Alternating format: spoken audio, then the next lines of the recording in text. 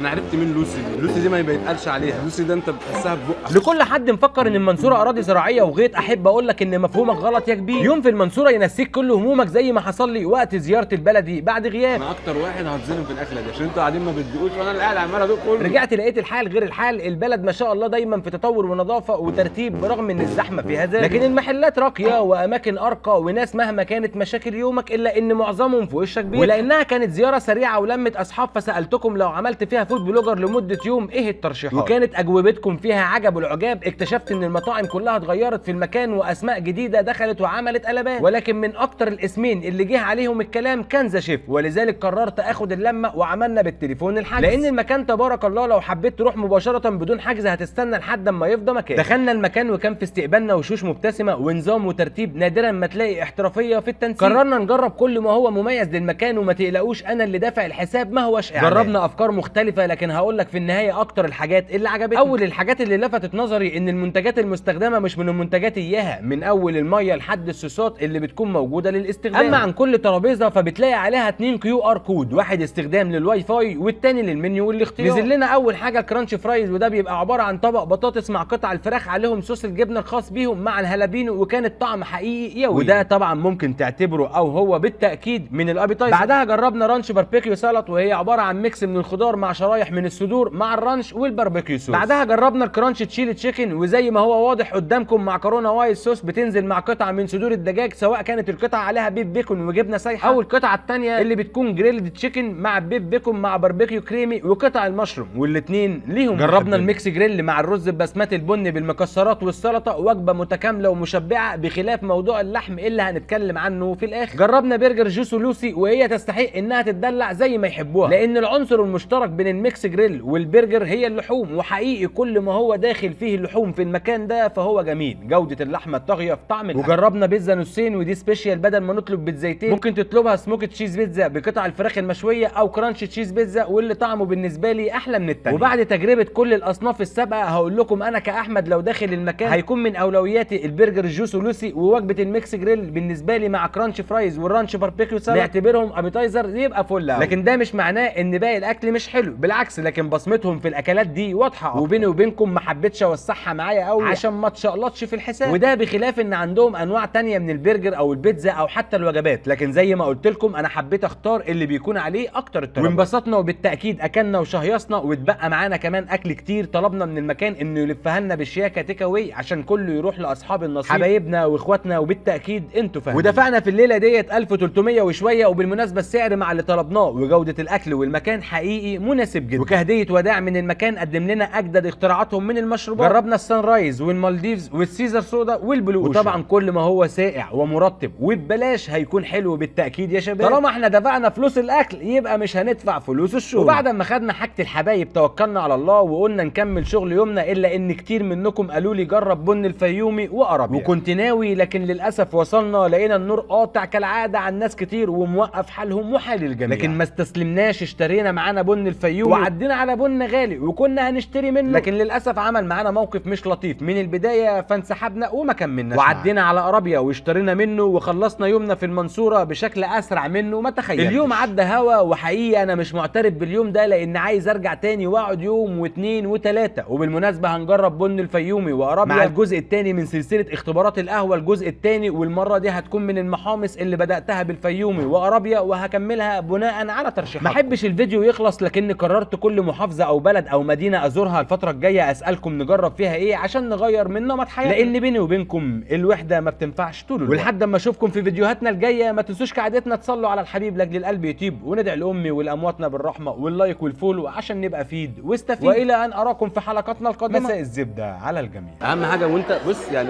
في اي وقت انت بتنبسط حاول دايما ما تنساش اخواتك في شربك في اكلك، كل جنيه انت بتدفعه تبقى حريص انه ما يوصلش في ايد الغلط اللي يعمل معاهم الغلط. مهمتك تعمل الصح في المكان الصح في الوقت الصح حتى لو كل اللي حواليك غلط. حكم احمد الجرح ده ايه؟ جوسو لوسي. هو اسمه كده ليه؟ هو اسمه جوسو لوسي؟ جوسي لوسي اسمه كده عشان جوسي من جوه. حلو. ولوسي؟ لا لوسي دي ما اعرفهاش. خش على فراي، وده اخر حاجه هندوقها قسما بالله اللي هيقرب لها لمسها من على وش الارض. بس كده هي في الضلمه دي، هي في الضلمه. يلا بينا.